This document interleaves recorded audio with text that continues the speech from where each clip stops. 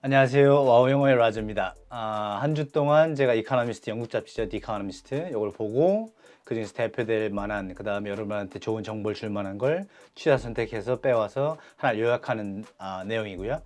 이번 주는 그래서 영어로 들여다보는 세계, 이번 주는 넷플릭스입니다. 넷플릭스가 코로나 바이러스가 지나고 나서도 계속 승승장구할 것이다, 그런 내용이고요. 지난주 그리고 지지난주까지도 뭐 Don't waste a good crisis, 그래서 좋은 위기를 망치지 말아라, 그래서 오히려 이게 아주 좋은 기회다, 이런 얘기를 했는데 넷플릭스는 이런 얘기를 합니다. 꾸준히 하다 보니까 성공한 어떤 할리우드적인 속성, 그래서 a Tinseltown quality라고 하거든요.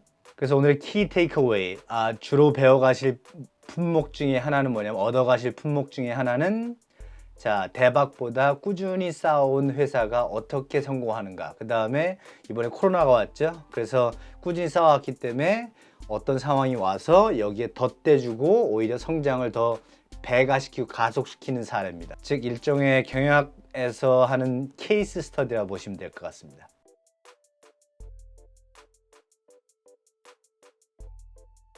이번 주 기사 그 대표 사진으로 나온 게 머니 하이스트입니다. 우리나라로 종이의 집이라고 나와 있죠, 그죠? 그래서 넷플릭스에서 지금 3위를 차지하고 있는 아주 인기 있는 프로그램이고요. 그 시작을 어떻게 시작하냐면, 그 머니 하이스트의 엘 프로페서라는 게 이제 스페니시 언어로 되어 있는 작품이죠. 거기에서 주모자, 은행털이범인데요, 머니 하이스트.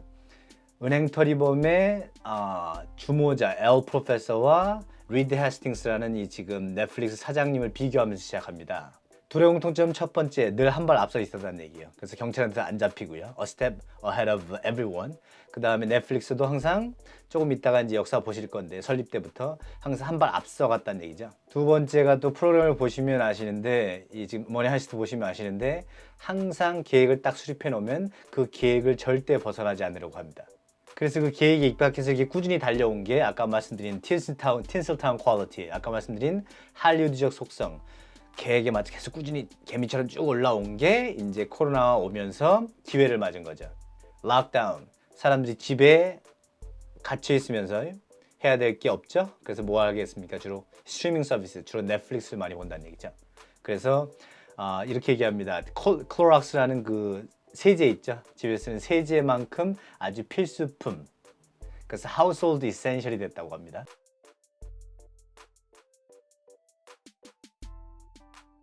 그래서 이번 기회에 그 시장 가치도 많이 올라갔다고 하죠. 그래서 $190 billion, 그래서 10억 배가 1000억이죠. 1900억 정도의 시장 가치고요. 그 다음에 요 지금 시기 코로나 사태 이래로 잠깐은 디즈니라는 그 거물보다 시장 가치가 높아진 상태랍니다. 그래서 지금 구독자가 183 million, 1억 8,300만, 2억에 가까워요. 그 다음에 가장 큰 시장이죠, 미국에서. 미국 시장이 6천만 정도 되고요.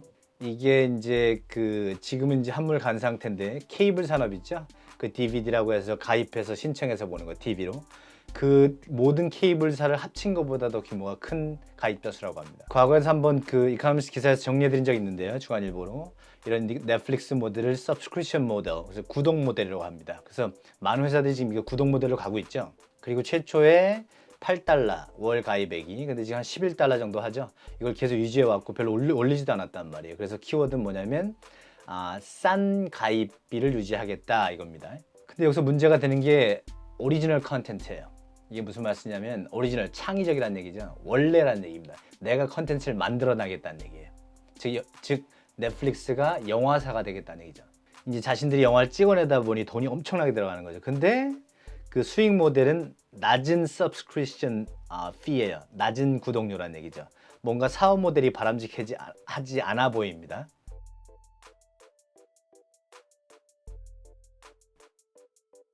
자, 그럼 넷플릭스가 지금 이런 구도를 가고 있는 이유를 좀 살펴보시죠. 그러려면 역사부터 들여다봐야 되겠습니다. 넷플릭스가 처음 시작한 게 1997년이고요. 그 다음에 DVD 렌탈, 그래서 그 당시에 가장 컸던 게 블락버스터.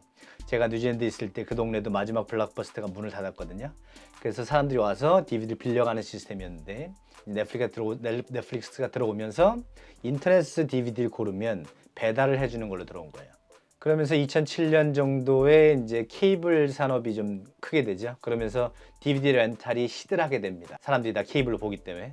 그때 이 케이블 회사처럼 나도 뭘 하자 이렇게 해서 정면 승부를 한 게 아니라 사이드 스텝 옆으로 뺐습니다. 그래서 그 컨텐츠의 배포라든지 영화 제작이라든지 이런 측면에 새로운 방식을 도입한 스트리밍 서비스로 넘어갑니다. 잘 나가는 그 할리우드 영화사들이 만든 그 컨텐츠들 있죠. 그것들을 사서 스트리밍 해주는 형태로 간 거예요. 그래서 이 시기에 가입자가 엄청나게 늘게 됩니다. 여기서 말씀드려야 될 게 사다리 전략이에요. 그 DVD 최초에 시작해서 쌓은 구독자 기반에 그 다음에 서비스 상당히 친절했다는 얘기죠. 그 다음에 블록버스터 대비해서 훨씬 더 고를 그 DVD 양도 많았고 그 베이스를 가지고 올라왔습니다. 그렇게 점점점 차곡차곡 쌓은 아까 말씀드린 할리우드적 속성 꾸준히 해왔다. 그래서 이때 구독자가 엄청나게 늘게 됩니다. 우리나라 인구의 지금 우리가 6천만이죠. 반 정도가 가입한 상태였고요. 그런데 가만히 보자 하니 이제 할리우드 영화사에 대한 종속이죠. 그래서 등장한 게 오리지널 컨텐츠입니다. 이때 가져 나온 게 케빈 스페이시가 주연했던 하우스 오브 카드스. 그래서 하우스 오브 카드스가 저거거든요. 우리말로 하면 모래성 이런 거예요. 카드로 지은 집. 그래서 어느 기사에서 뭐라고 얘기하냐면 지금 넷플릭스가 이렇게 돈을 많이 써서 자기 오리지널 컨텐츠를 만들어내는 게 결국 하우스 오브 카드스 아니냐. 하우스 오브 카드스 시즌당 예산이 $50 million, 5천만 달러입니다. 우리나라 돈으로 500억이에요. 기생충 제작비가 150억이었거든요. 이것만 봐도 넷플릭스가 소위 cut the cord 하거든요. 그 우리가 태어났을 때 엄마의 그 umbilical cord, 그래서 탯줄을 끊듯이 독립을 하기 위해서는 어떤 대가도 치르겠다라는 의도가 보이죠. 그런데 조금 전에 말씀드렸다시피 문제가 많습니다. 돈이 엄청나게 들어가요. 돈을 계속 꼬아야 돼요. 그래서 2018년에 13 빌리언 달러, 130억 달러죠. 우리나라 돈으로 15조입니다.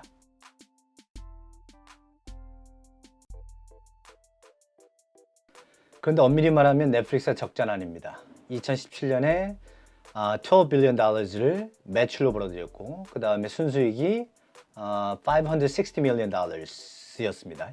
그리고 엄청나게 돈을 꾸어온다고 하죠. 작품을 만들기 위해서 오리지널 컨텐츠. 그런데 이걸 어떻게 하냐면 비용 처리를 하는 거예요. 나눠서 amortization이라 하거든요. 나눠서 하는 거죠. 우리가 할부로다가 냉장고 같은 거 사듯이. 이런 형태의 그 비즈니스 모델에서 중요한 게 free cash flow입니다. 그래서 지금 운영할 수 있는 돈이 얼마냐? 지금 당장. 그래서 operating cash flow. 지금 운영상 들어가는 돈과 그다음에 capital expenditure, 그 자본 지출에서 그걸 빼는 거예요. 그러면 지금 내가 얼마가 손안에 쥐고 있냐 그거 보는 지표거든요. 그런데 이 잣대를 보면 2017년에 넷플릭스는 적자였어요. 적자도 2 빌리언 달러였습니다. 그래서 이걸 burn money, 그래서 돈을 자꾸 쓰는 거죠. 그냥 돈을 그래서 I have money to burn 그러면 쓸데없이 막 돈을 쓰는 거예요. 근데 쓸데없지 않고 쓰는 이유가 있습니다. 넷플릭스는 구독자죠. 구독자만 보고 달려가는 거예요. 그 다음에 구독자가 계속 늘고 있거든요. 그 다음에 코로나 바이러스 때문에 더 늘고 있고 설립된 지가 20년이 된 회사지만 그래서 투자자들 입장에서는 아직도 아주 신생, 핫한 스타트업인 셈입니다. 최초에 7달러에서 시작했고 지금 11달러까지 올라왔고 이제 인상폭이 좀 있었는데도 가입자 이탈률이 없었단 말이에요. 그래서 향후에도 올릴 계획이 있다고 하는데 그거에 대해서 낙관하죠. 사람들이 이제 이탈하지 않았으니까 경험상. 그리고 오리지널 컨텐츠를 계속 쌓아오면 지금은 돈이 많이 들지만 나중엔 이게 대도서관처럼 되겠죠. 그래서 전문가들은 넷플릭스의 프리 캐시 플로우, 아까 말씀드린 그 자금 운용이 2022년이 되면 흑자로 돌아왔을 거라고 얘기합니다. 올해만 해도 벌어들인 돈도 있었고 인터내셔널 레버뉴스, 그 세계 시장에서 벌어둔 돈이 많았죠. 코로나 때문에. 그래서 작년에 3.3 빌리언 달러스, 33억을 썼는데 올해는 10억 정도로 예상하고 있대요. 점점 준다는 얘기죠. 하지만 여러 투자가들이 넷플릭스한테 마이너스 점수를 주는 이유는 뭐냐면 지금 구독자가 많이 늘긴 했지만 코로나 호재가 아니냐 그런 얘기를 하는 거예요. 왜냐하면 주력 시장인 미국에서는 지금 구독자가 줄고 있거든요.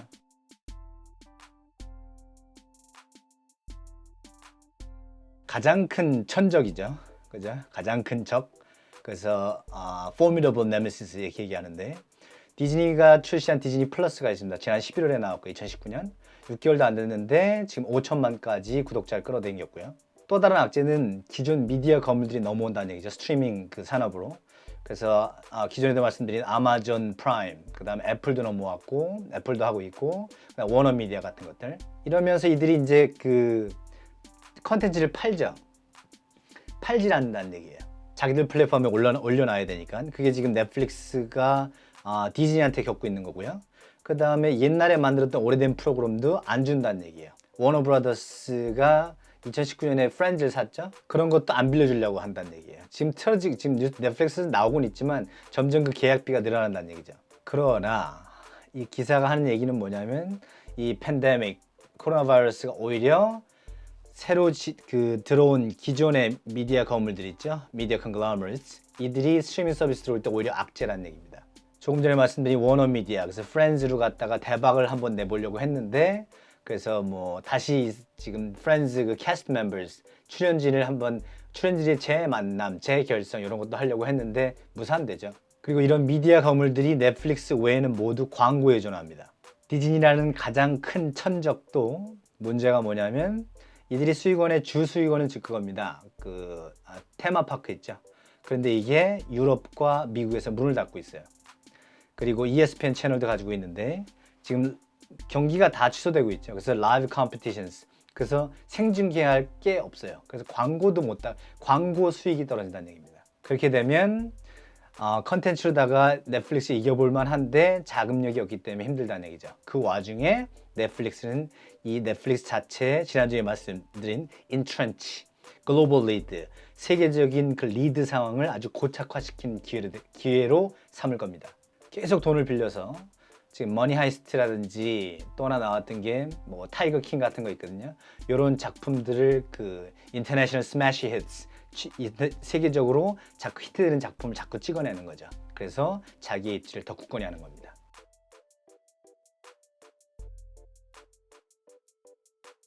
그래서 여기서 기사에서 하는 얘기는 엔드게임이라고 합니다. 우리가 장기를 주거나 체스를 줄 때 마지막 몇 수면 끝나는 상황, 이게 엔드게임이에요.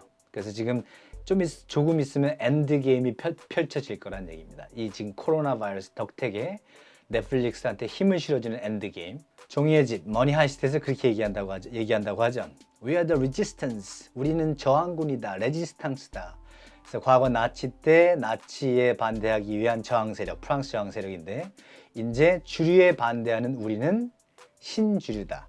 그러면서 이 머니 하이스트에 나오는 주인공 엘 프로페서, 이 사람이 그 예언적으로 We are the resistance 얘기하는데 이게 아마 이 넷플릭스의 사장 리드 헤스팅스를 모방해서 리드 헤스팅스가 이 머니 하이스트의 엘 프로페서가 아니냐 그런 얘기를 하고 있어요. 인터넷에 보시면 특히 영어 공부 관련돼서 뭐를 몇 개월 만에 하는 방법, 영어 쉽게 공략하는 방법 이런 얘기들 많이 있는데요. 지금 이 넷플릭스의 얘기가 보여주듯이 지금 20년 됐죠. 여기까지 오는데 상당히 오래 걸립니다. 아마존도 마찬가지고 한 20년 걸렸죠. 큰 기업들이라는 게. 그래서 조금씩 싸우면서 성공도 또 다른 성공에 도움이 되고 실패도 또 다른 성공에 도움이 되고 그래서 자꾸 build on, 쌓아간다고 하죠. 자, the key takeaway. 이번 주 이코노미스트 기사 주간 일보의 key takeaway는 꾸준히, 그죠? Slow and steady wins the race. 그 다음에 always stick to the plan. 계획이 있다면 계획을 항상 입각하라. 계획에서 벗어나지 말아라. 넷플릭스 사장 리드 헤스팅스가 처음에 봤던 건 뭐냐면 결국은 인터넷에서 모두 컨텐츠를 다운받게 될 것이다 라는 그 선지적 시각이 있지 않습니까? 그러면 그걸 따라가야 된다는 얘기죠. 무슨 일이 있어도. 그러면 성공을 맛보게 되리라. 자, 저는 여기까지입니다. 다음 주에도 맨날 이걸 헷갈리네요. 다음 주에도 아주 양질의 기사를 하나 골라 오도록 하겠습니다. 질문과 궁금한 점 있으시면 아래 댓글 남겨주시고요. 전 다음 주에 또 뵙도록 하겠습니다. 감사합니다.